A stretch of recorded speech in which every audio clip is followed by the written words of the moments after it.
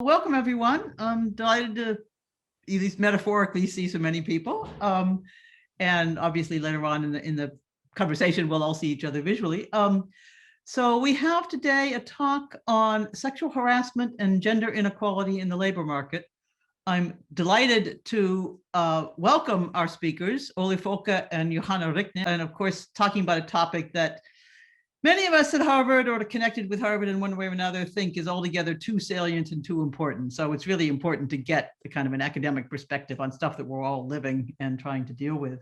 I am Jennifer Hochschild, as I said. I'm a professor in the government department and the African American Studies department, and I have a toehold in the Kennedy School. And this is a wonderful series. I've been involved with it since the very beginning, and these are just terrific talks. The series itself is made possible by the James M. and Kathleen D. Stone PhD Scholars Program in the Malcolm Wiener Center of Social Policy in the Harvard Kennedy School. And we're going to have our speakers introduced by Ayusha Narayan, who is a PhD candidate in economics here at Harvard. So without further ado, let me turn it over to our introducer. Hi, so I'm very excited to introduce Johanna Rickner, who is a professor of economics at the Swedish Institute for Social Research at Stockholm University and a part-time professor of economics at Nottingham University. She's also a Sieper Fellow, Wallenberg Academy Fellow, and an affiliated researcher at the Stockholm China Economic Research Center. Professor Rickner studies labor economics, political economics, and gender economics, and she has a special interest in Asia and specifically China.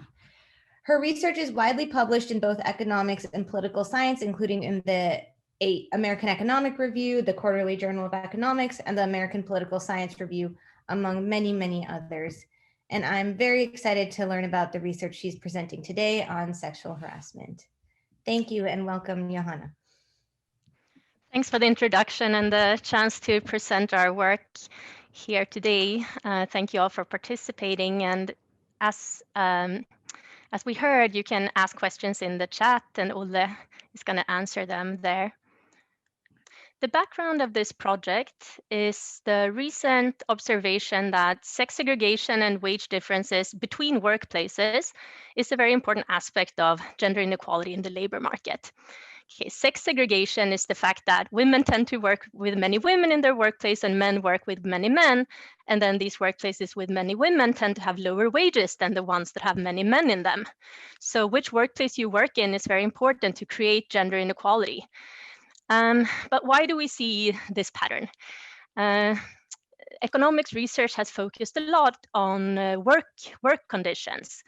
And from a specific angle, which is gender differences in preferences for different work conditions.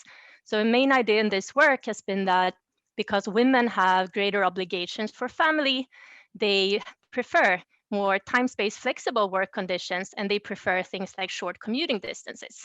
So women tend to work in workplaces with lots of women where they get these nice things and they are willing to take a wage cut for it, and vice versa for men.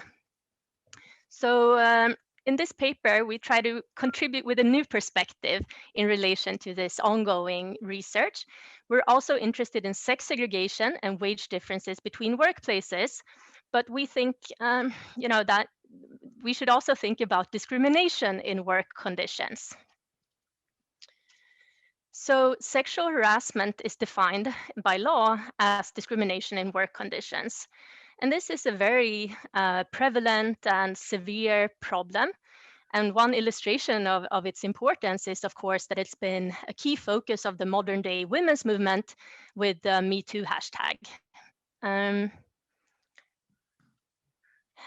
So to summarize the argument in our paper, we are going to argue that sexual harassment reinforces gender inequality in the labor market by creating disincentives to both become and to remain a workplace gender minority.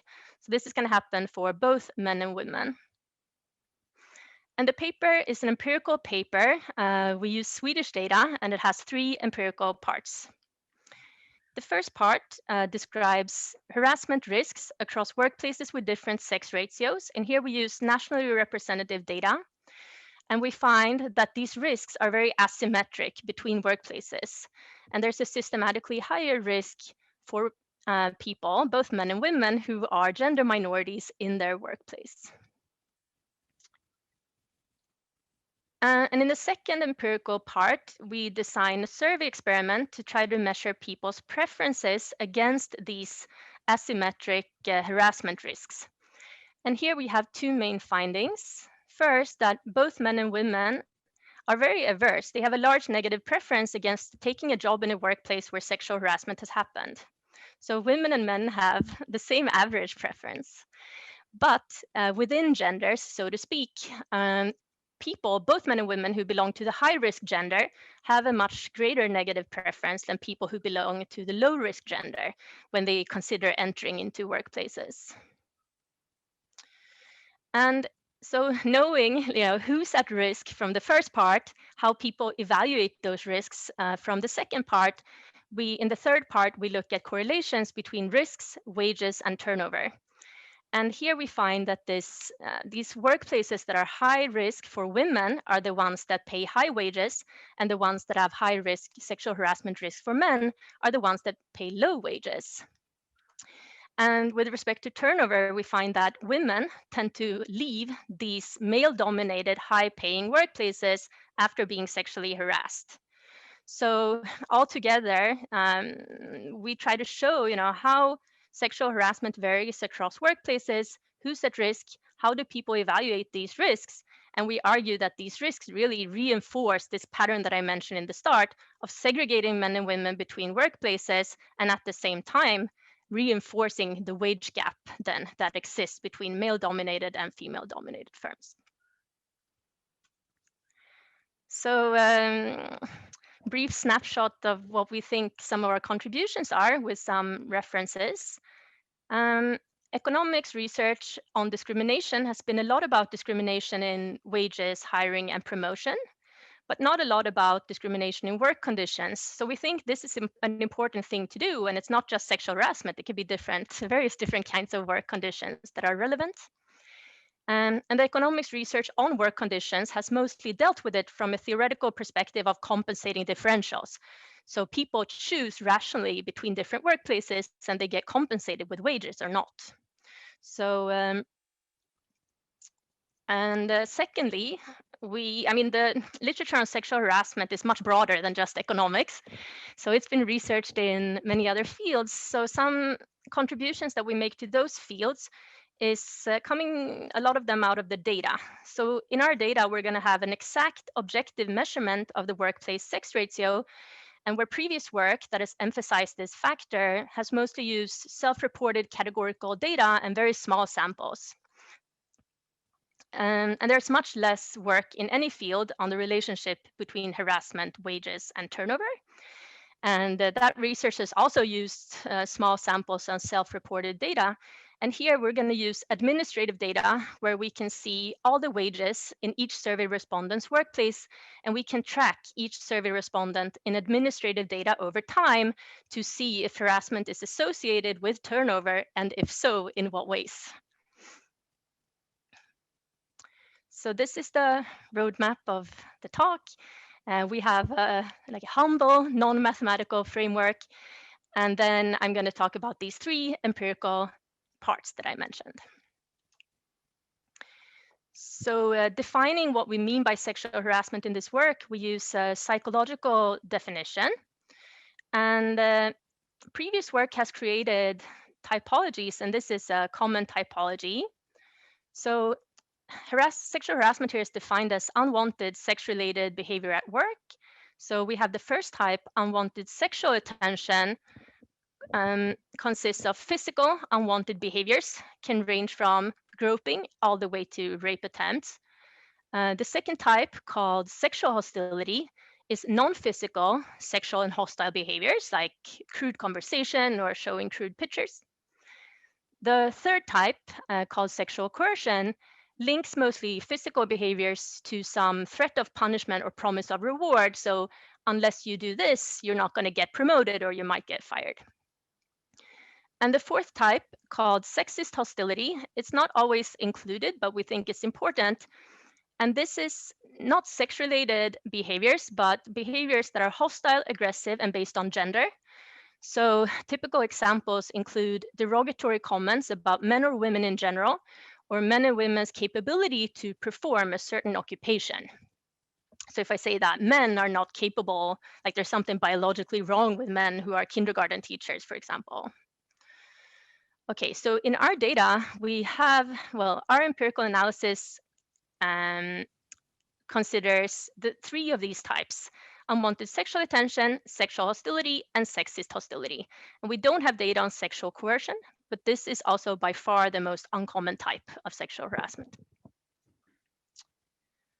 So from an economics perspective, I mean, a common way to look at utility from working in a workplace is to say that people get utility from 2 aspects: the wage and the work conditions. So here we have this utility function, and we hold all, like we consider all the other work conditions as being constant here. So we only have the sexual harassment.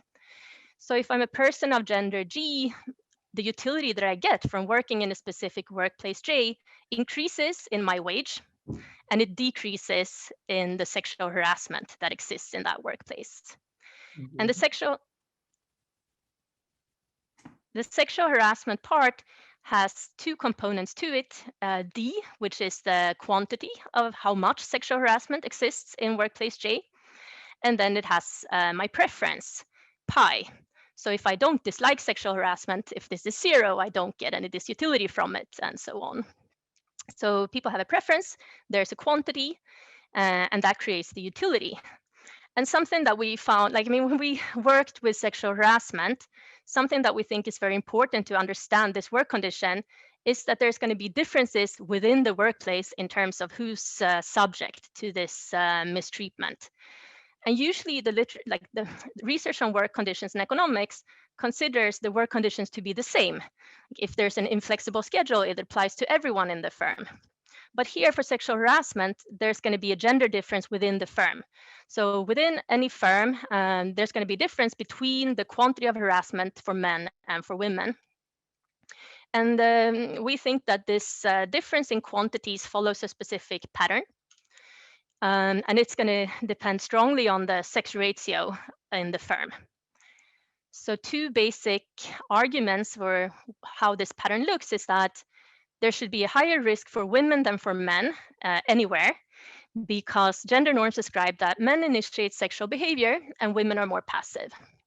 So men are always more likely, well, always, men are on average more likely to harass women than vice versa.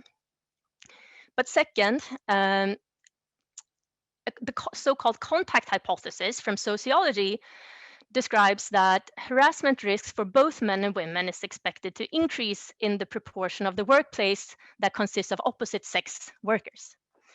And that's the case because first, men mostly harass women and women mostly harass men. And second, there's a constant probability to harass across demographic traits like age, education, income, etc. So what does this mean? I mean, of course, this is stylized, like stylized relationship, but it means that if each person of the opposite sex that I meet have a constant probability to harass me, then the greater the proportion of the workday that I spent interacting with opposite sex people, the greater my risk to be harassed by one of them. So for both men and women, opposite sex people increase the likelihood of harassment, and putting these 2 things together, we have a prediction for how, like, who's the typical victim of harassment across the sex segregated labor market. And it looks like this. Women are harassed more than men in gender mixed and male dominated workplaces, and men are harassed more than women in female dominated workplaces. So what this means is that across this sex segregated labor market, most workplaces are going to have 1 high risk sex and 1 low risk sex. And we call the high risk sex potential victims, and we call the other sex bystanders. So what we think is important here is that there might exist different preferences for this bad work condition between these 2 groups. So now we have one one utility function for each group. So both work in workplace J, and both have the disamenity here. And this disamenity is directed at this typical harassed, like the high risk gender G. And so the victims are the same, like they are the victimized sex, so they have some disutility from the harassment quantity of their own gender.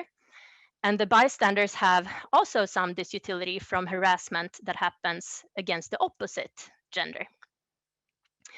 And something that this is also what we test in the survey experiment, is that the preference against this typical sexual harassment in the firm is going to be larger for the potential victims than for the bystanders. So the potential victims dislike this bad work condition much more than the majority sex, which is not as victimized.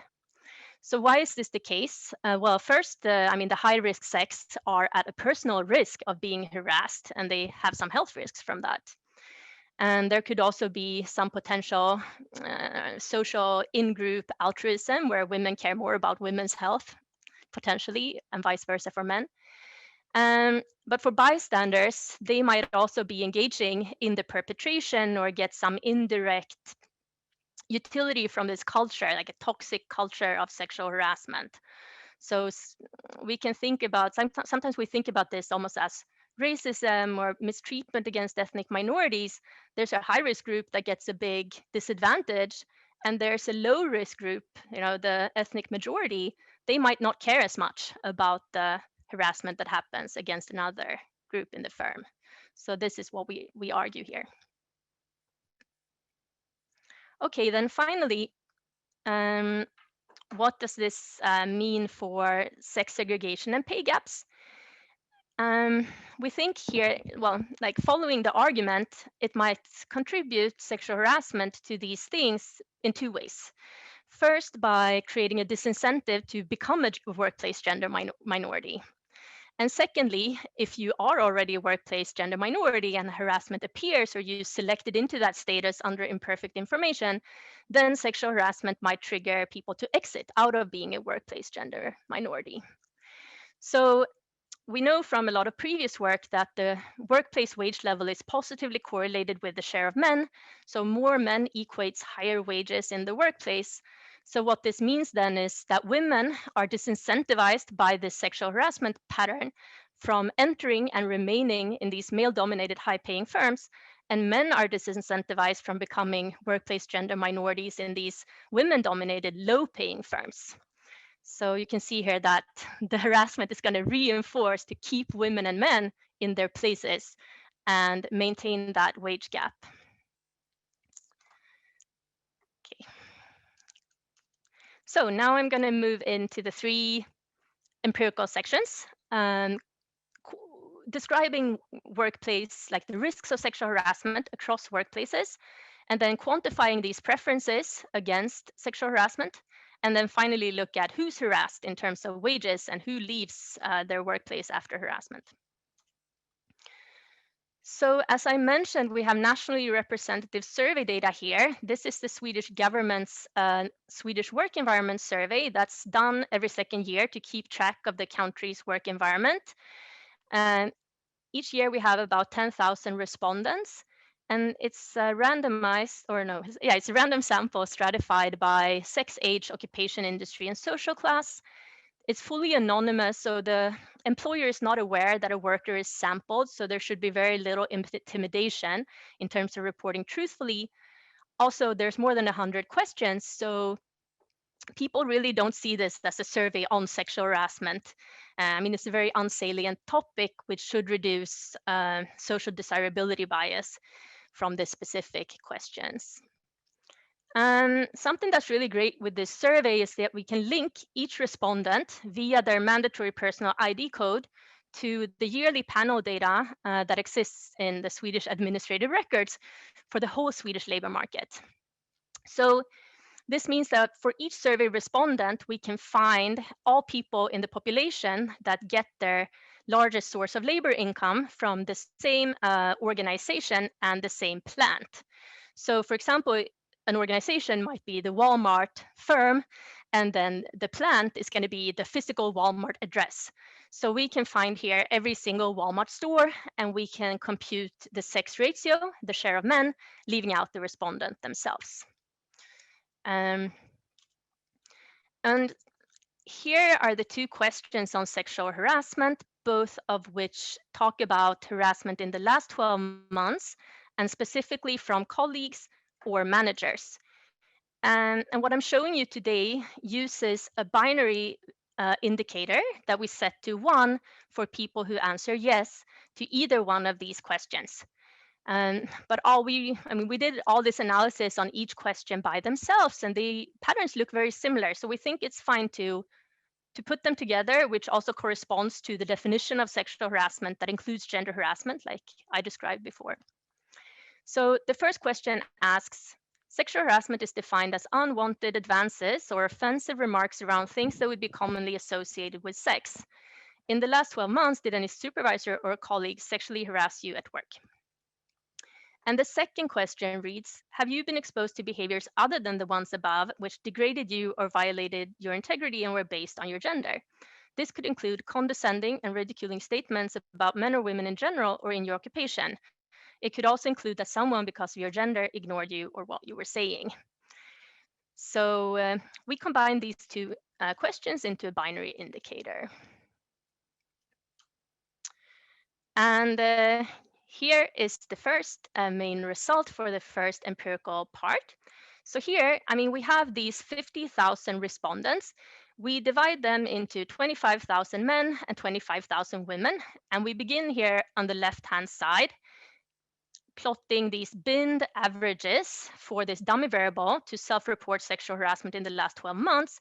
So each point here shows the average of about 300 people. And we move across the share of men in the respondents' workplace.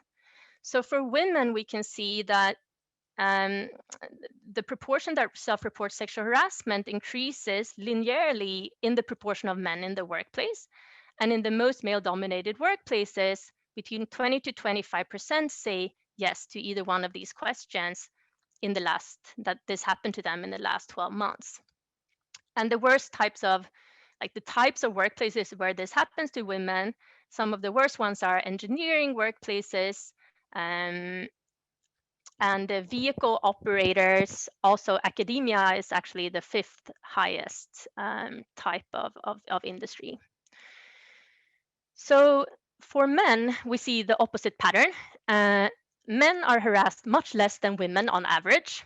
So it's mostly very low, but over here in the most women-dominated workplaces, the ones with the lowest share of men, we see high rates.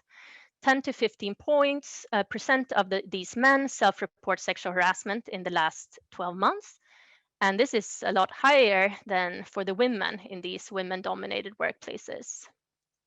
So, this is stylized, it's maybe strong, but men seem to be the typical victim of harassment in these women-dominated firms, and women are the typical harassment victim in the mixed or male-dominated workplaces. So, and for the men, I should say, some of the worst places to be in the labor market is childcare, also elderly care, and nursing. And this coincides, this is what we see in Swedish media about harassment against men. It's really perpetrated by women against men in these women-dominated contexts. On the right-hand side here, we show some sensitivity, I think it's interesting to see how this relationship between harassment and sex ratios, how it is affected if we add, if we hold constant other factors. So we regress one thing on the other, we just take these linear relationships and we estimate them as a correlation coefficient, and then we add control variables to that regression, and we show how the estimate changes. So if this relationship was just coming out of women-dominated, men-dominated firms having these gender stereotypical normative occupations, and there was some gender norm affecting operating on the occupation level and causing this relationship, then the relationship should arguably change if we include 3-digit occupation fixed effects, but it really doesn't. So this relationship with sex ratios exists occupations are also important, but the sex ratio of the workplace has an independent correlation. We can also hold constant the gender of the supervisor to say that this pattern that we see here is not coming out of systematically different gender power structures within these male-dominated firms. I mean, that also matters, yes, but it's not the main driver here. Third, we show, it's also true that this pattern exists consistent on demographics. So here, like younger people, we have age, we have education, and we have family type, and we have region of birth. So these might be correlated with both exposure and the sex ratio, but maybe more importantly, they might also be correlated with the propensity to label something that happened to you as sexual harassment. So the fact that these correlations exist when holding these constant shows, for example, that this is not just educated women who think that what happened to them was sexual harassment, or high income women who think that. Then finally, we hold constant some proxies for the person's productivity. So one argument that we received a lot when presenting this work is that, well, these gender minorities, they just complain. So they feel bad, they're gender minorities, both men and women, and they ascribe them feeling bad, or maybe them being bad at their jobs, to mistreatment. And so we can hold constant productivity, but something else that I want to just note is that our survey data includes other types of mistreatment. We know there's self-reported bullying. We know there's self-reported sense of support from managers or colleagues, and none of those things are correlated with the sex ratio.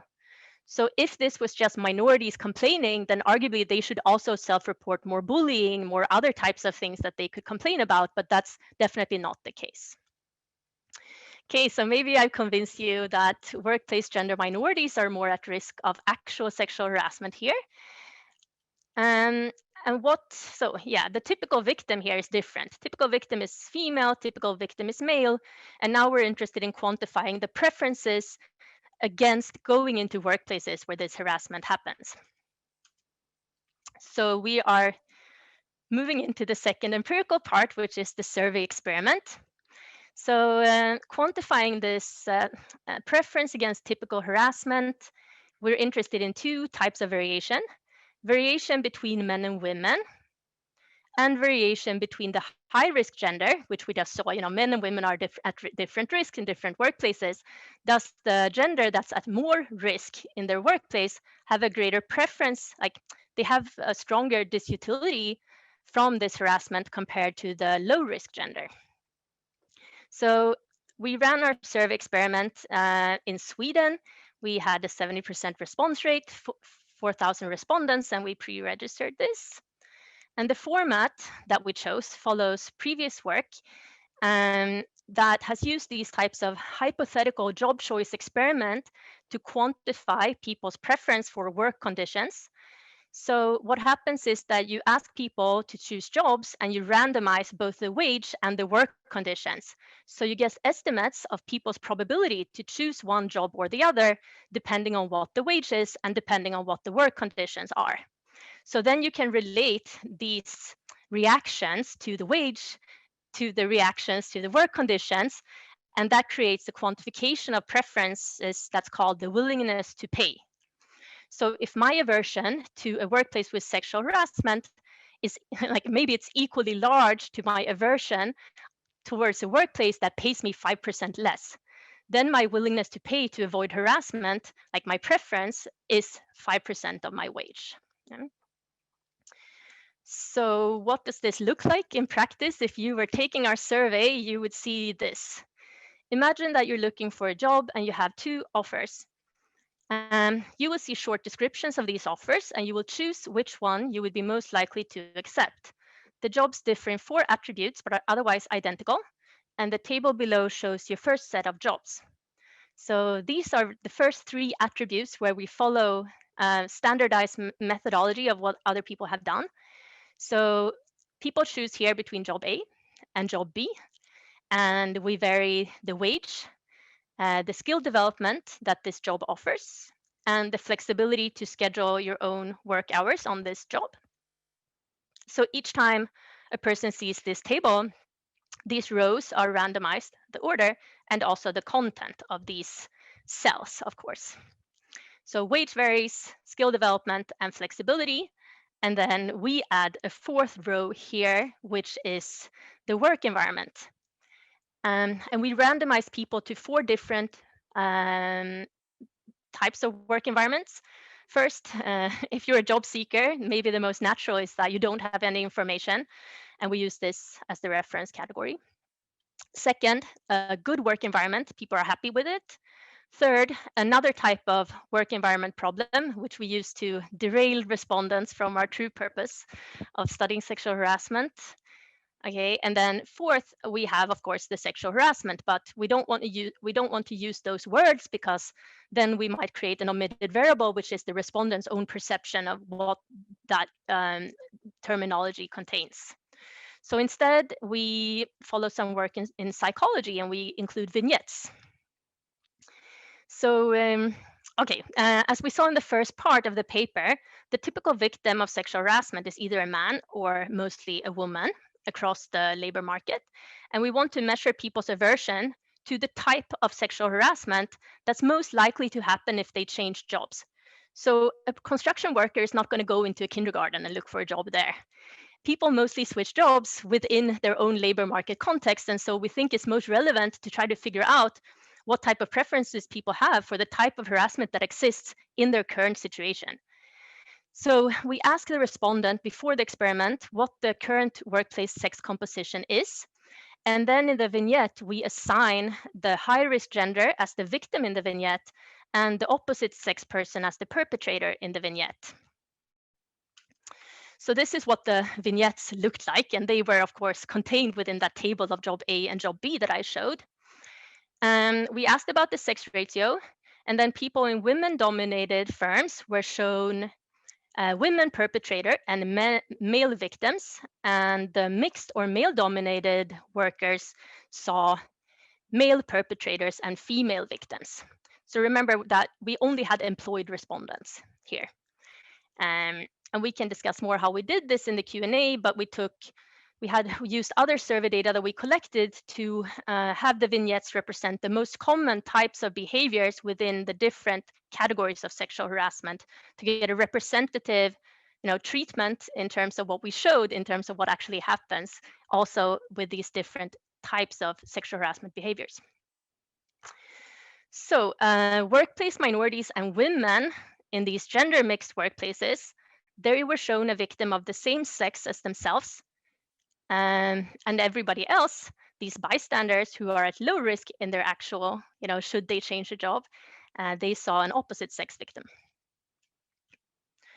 So we were interested in 2 things, like I mentioned. First, the gender difference in this willingness to pay. So on the x-axis here, now we have the estimated willingness to pay. And I show you everything here, but of course, we're most interested in the work environment factors. So for these categories, we use no information as the benchmark. So a size here of the estimate of about -10, -0.1 means that people's aversion towards entering into workplace with sexual harassment, with the sexual harassment vignette, is of equal size to their aversion from picking a hypothetical job that had a 10 percentage point lower wage than what they currently have. So this is a pretty large, it's aligned with previous research and of preferences for work conditions, but it's sizable. And as we can see over here, splitting the sample by gender doesn't really give any difference. So both men and women have very similar preference against entering into workplace with harassment. The big difference that we also think is theoretically interesting and maybe also very it's interesting to understand prevention and investment in sexual harassment prevention, because that depends on how much disutility and willingness to pay people have to get rid of this problem. So focusing on this part here, now we have the left-hand side of the table is the full sample, and we split the respondents by people who were bystanders. So these are the low-risk gender in their workplaces, And these potential victims, these are the high-risk gender. So these bystanders who saw an opposite sex victim of the hypothetical harassment in the vignette, they had a much lower aversion to taking a job in these workplaces compared to these high-risk genders who saw a same-sex victim in their vignette. And we can discuss more what we do in terms of heterogeneity analysis here in the Q&A if you're interested. But combining these two parts, I mean, these two empirical parts that I talked about so far, either men or women tend to be the main targets of harassment, and especially when they're gender minorities. And these gender minorities also have a much greater disutility from that harassment compared to the gender majority that they, work together with in those firms. Those gender majorities tend to think that this is much less of a workplace problem.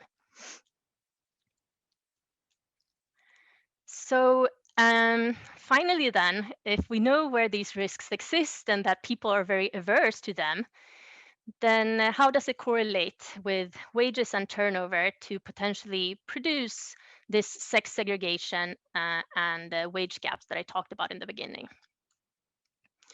So what we're interested in here is if harassment systematically disincentivizes people from entering workplaces with different wages, or if it increases turnover in ways that create more gender inequality. And we return here to the first data set. So if you remember, this was nationally representative survey data for the Swedish labor market, and each respondent was linked to panel data for that actually covers the whole labor market. Okay, so first we look at wages, and then I'm going to show results for turnover. So here we're interested in if harassment against men or women happens in lower paying or higher paying firms. So we take this sample of 50,000 survey respondents, and we categorize them on the x-axis by the share of men, but moving in increments of 5 percentage points of the share of men. So in each 5 percentage point increment, we compute two statistics. One is the difference between between women and men in the proportion that self-report sexual harassment in the last 12 months. Those are the circles. So the circles just show, I mean, it's a repetition of the first part of the paper. We have negative values here by showing that men self-report about 10 percentage points more sexual harassment than women in these most women-dominated workplaces. And then when we move into mixed workplaces, women start reporting more than men, and then women report about 20 percentage point more harassment in the last 12 months than men in these most male-dominated places. And on the right-hand side, and these squares, we show the wage premium of the workplace.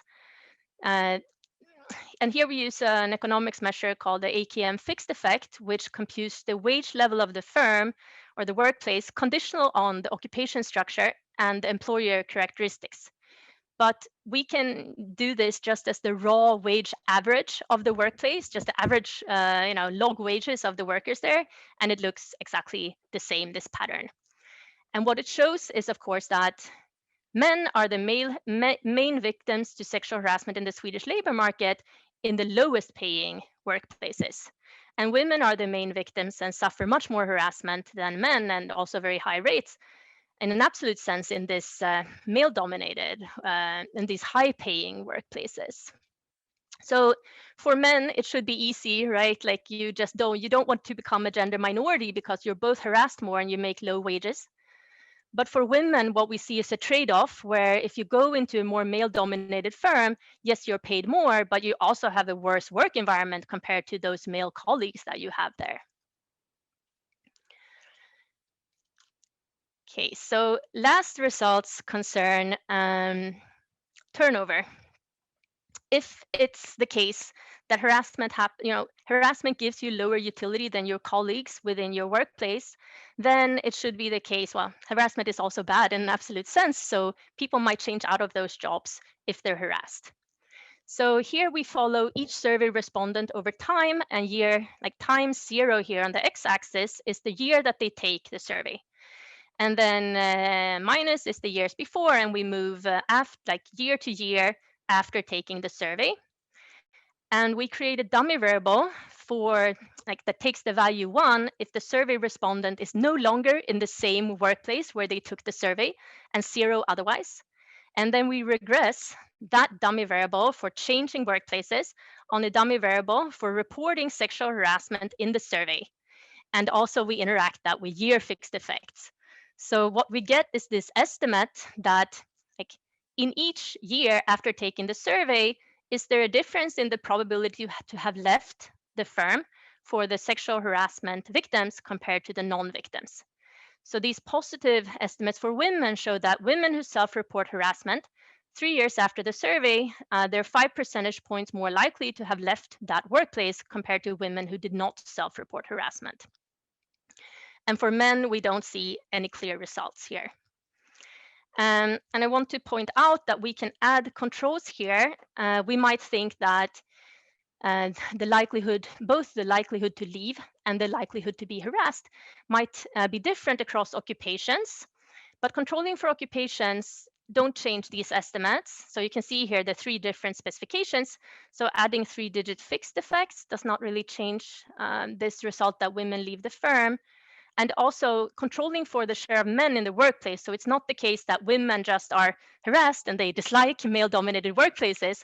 Like for women who are harassed or not, for the same share of men in the workplace, harassed women are more likely to leave.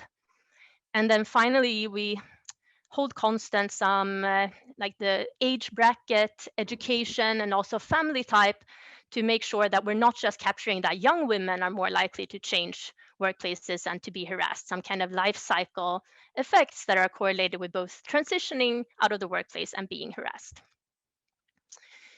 Okay, so it seems to be that women are leaving firms where they're harassed. Men, we don't see that so much for.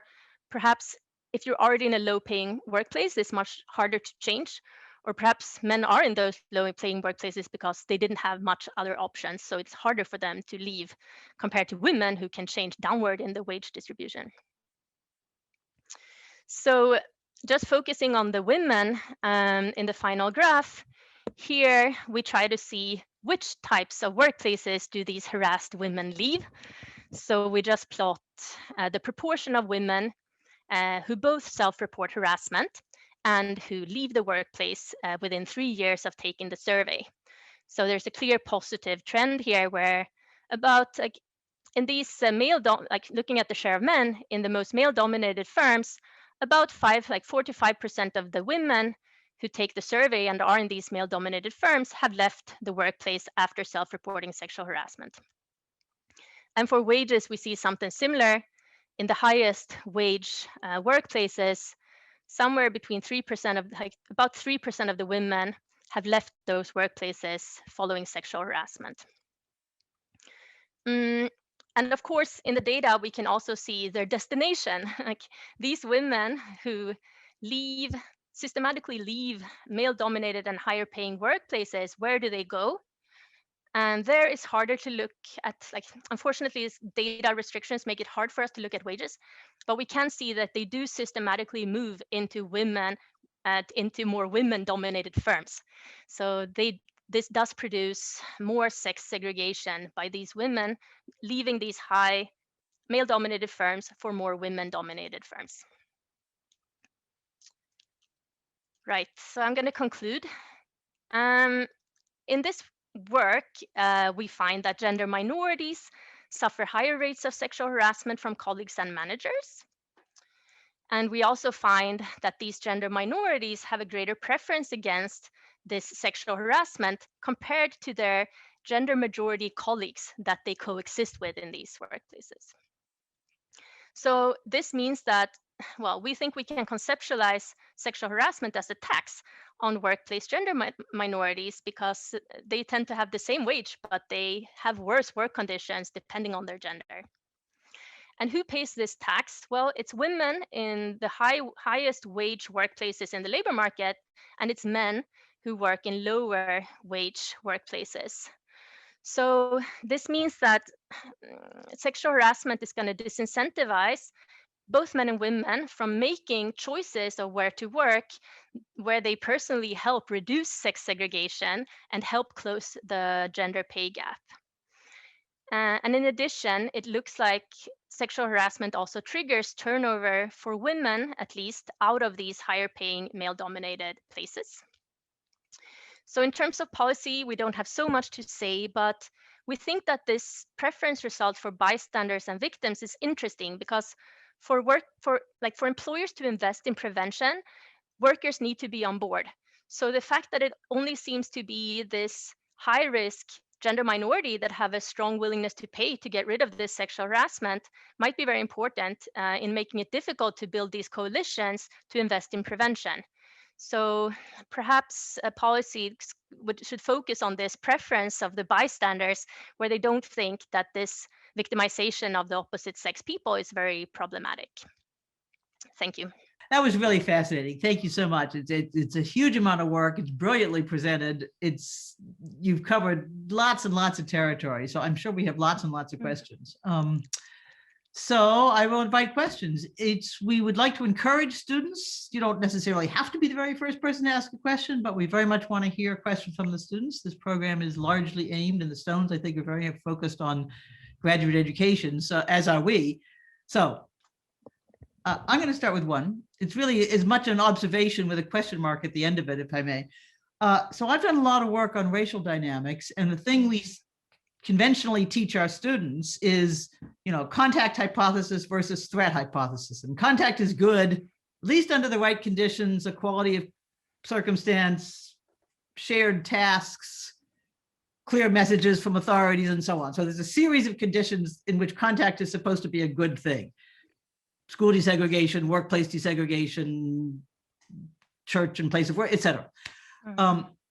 And the opposite in the conventional lecture, which I will be giving in a week, is sort of, the threat hypothesis. The more of the opposite, in this case, race, the more people get anxious, concerned, the likelihood of conflict rises, at least to some level.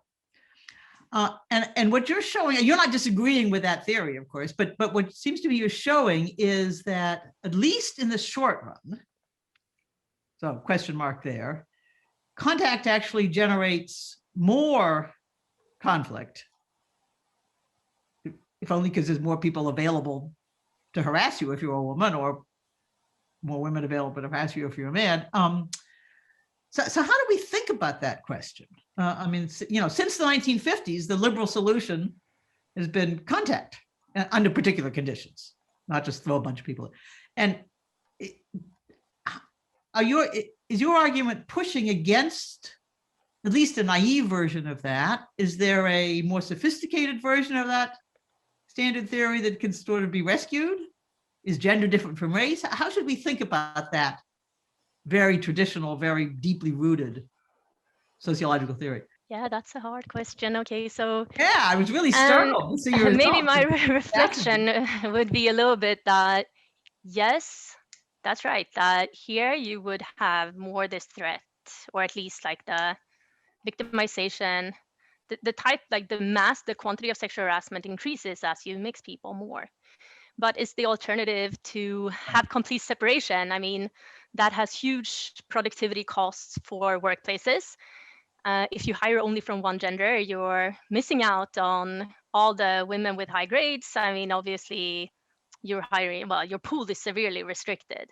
So the solution to firms and to the economy cannot be gender separation just to get rid of sexual harassment. So if we need to combine, which we do, both from a macro and micro sense, then prevention, like how to get rid of this negative consequence from this integration, or whatever you want to call it, is going to be what we need to focus on.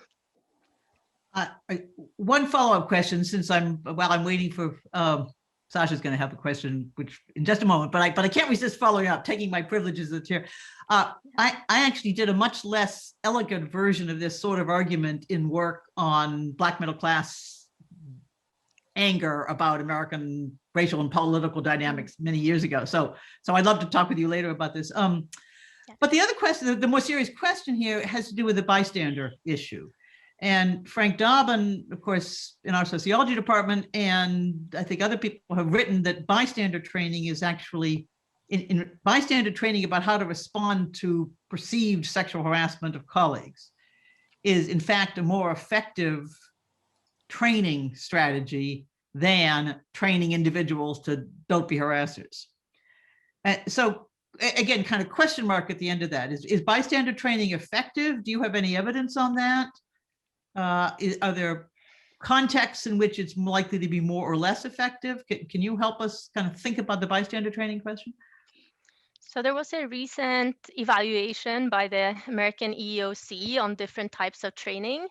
So what they said was that currently in most forms of bystander training that's used has shown not to be so efficient. But also the type of training that our research would maybe indicate would be more efficient is not really used a lot, but it's being used more and more. And that is to try to change the perception of the negative impacts on the victims from this problem.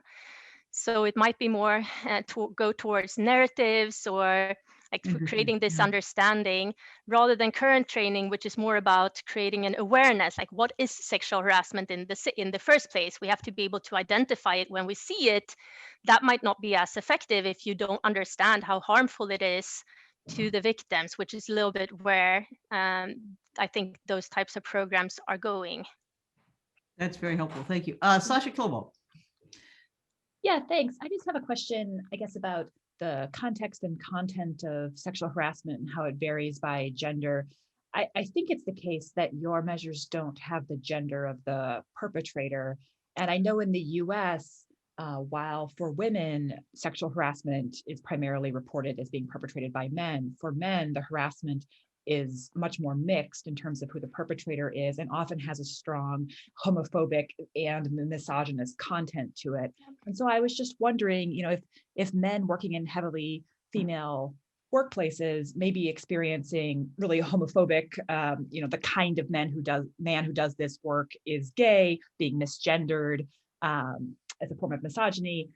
If that's playing out here, and therefore whether your vignettes about men experiencing harassment may not be a perfect match to the kind of modal on the ground type of harassment being experienced by men in these workplaces. Thanks. Yeah, thanks for the question. This goes also a little bit to the external validity of studying Sweden. And going into this project, we expected, based on that literature, to see men harassed more. Like we expected a U-shape where we should see more self-reports of men in the most women-dominated and the most male-dominated sectors. So what happens, like in the literature, I think most research on men against men, like that type of harassment, comes from the military, these like hyper-masculine subsectors of the labor market, which in Sweden, that sector is very, very small. The military is a very small part of the labor market. And meanwhile, Sweden has a lot of these women-dominated public sector jobs that are perhaps done by women in the home in some other countries. So we don't see, even if we separate out the military, we don't see any higher rate. Like the share of men who self-report sexual harassment there is very low. Now, that could have to do with how the questions are asked, which is also part of that literature. And like, how do you ask to really capture men's harassment risk from other men? So I think, yes, this is a shortcoming of sorts of this paper. So I think it would be definitely interesting to also see more other like formulations of the questions, think about different labor markets, sizes of different sectors, and these hyper-masculine sectors could be particularly relevant for other countries and the pattern. Alex. Hi, great. Thanks so much. This was really fascinating. I just had a quick question about when we've been talking about workplaces in this, I've sometimes been a little curious about the difference between the occupations and then the firms themselves. So I was wondering with like the graph that you showed, right, where as you move into like higher and higher share male, do you have a similar graph where you're like holding constant occupation? Maybe there's not sample to do that, but I was curious if that's something that you've been working on. Yes, thanks. So we do have that, and it looks the same. Okay, so the higher the share of men in the occupation, the greater the harassment risk for women and the higher the share of women, the most women dominated occupations like these kindergartens and elderly care, that's where we see men's highest risk. So a reason,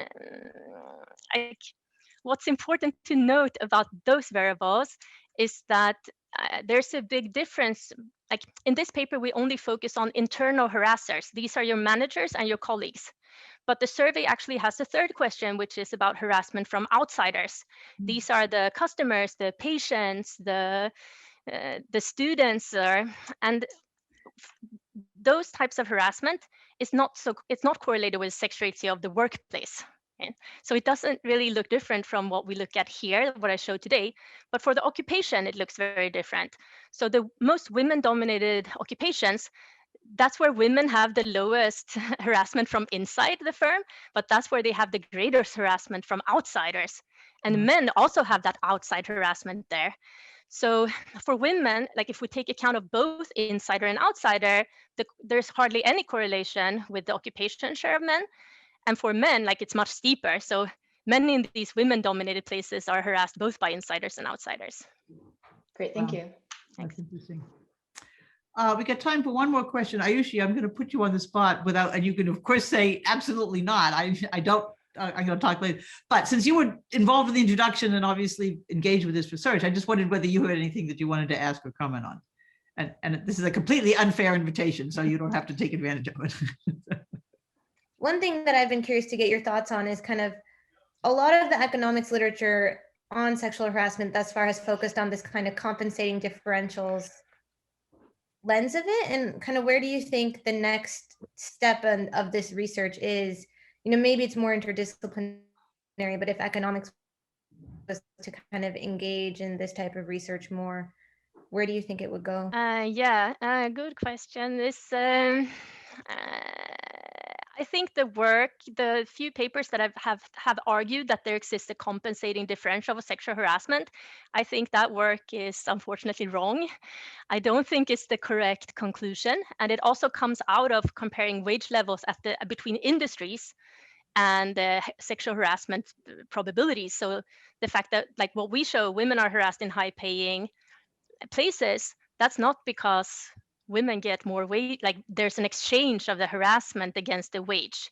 So what we know is rather than if you're harassed, the employer tends to trivialize it, they tend to retaliate against the victim, and it's actually illegal to offer compensation for this type of discrimination. So I think the existence or the idea that this should have a compensating differential is not so fruitful. We've definitely analyzed it very thoroughly, like implementing some kind of state-of-the-art methods for detecting compensating pay, and we have not found any evidence of compensating pay. But I also think it's kind of wrong theoretically to argue about the compensating pay, because the fact that you would be like, it's so much against what we know from other disciplines about sexual harassment that I don't like, maybe it's not the best question to ask. Thank you. Unfortunately, we're out of time. This is obviously a topic that also, unfortunately, will continue to be highly salient for most of us, both academically and perhaps in our workplaces. So thank you both very, very much. Thank you, Ayushi, for the introduction and what did, of course, turn out to be a great question. And we really appreciate your time and your research. So thank you. Thank you so much. And if anyone wants to be in touch about sexual harassment research or otherwise, just get in touch with us. And thank you. Thank you for everybody for participating, for the Stones for supporting this program, and for the Social Policy, Inequality and Social Policy program more generally, and Pam Etz for putting it all together as she always does. So we'll see you all next week.